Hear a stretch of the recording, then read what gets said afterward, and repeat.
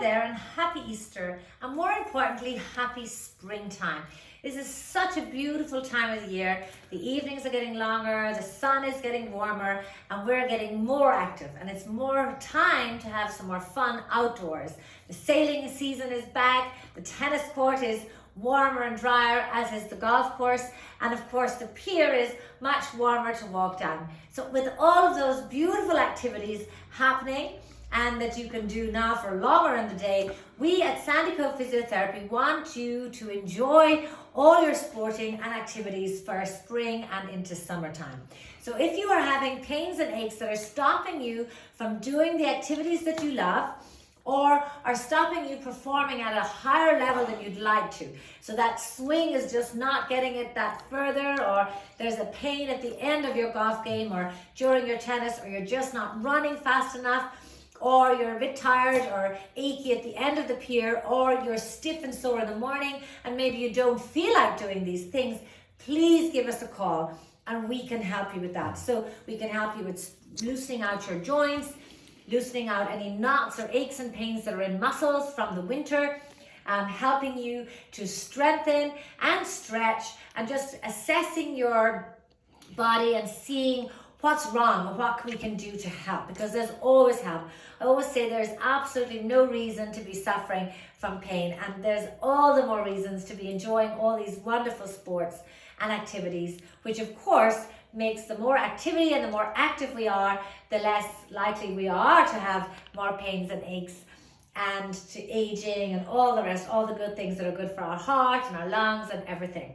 So today I just want to show you a few little exercises that I really think that everybody should be doing every day. And I always say to people, do these exercises while the kettle is boiling, while you're standing in line at the supermarket or waiting around for somebody, and brushing your teeth. So always associate a new habit. It's really easy to get into a new habit by associating and doing it with an old habit. So we always brush our teeth, we always eat our breakfast, we always drink that tea.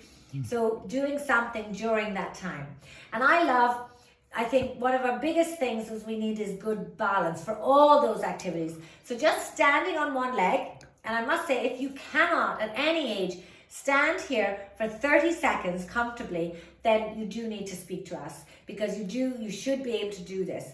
So if you start falling over or whatever, it's because your muscles are weak, your reactions are slow, and we need to give you some exercises to build you up to doing this.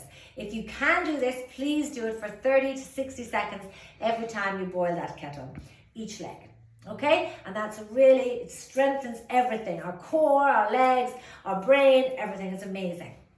Next, I love, if you've got a wall nearby, or you can just squat, but I love this one where you just sit into the wall. We call it a wall slide, or if you don't have a wall by the kettle, you can just squat down. This is an amazing exercise for our thigh muscles, our bum, everything, and we tighten in our tummy, so we get all those activities going on, and we just hold here for as long as we can.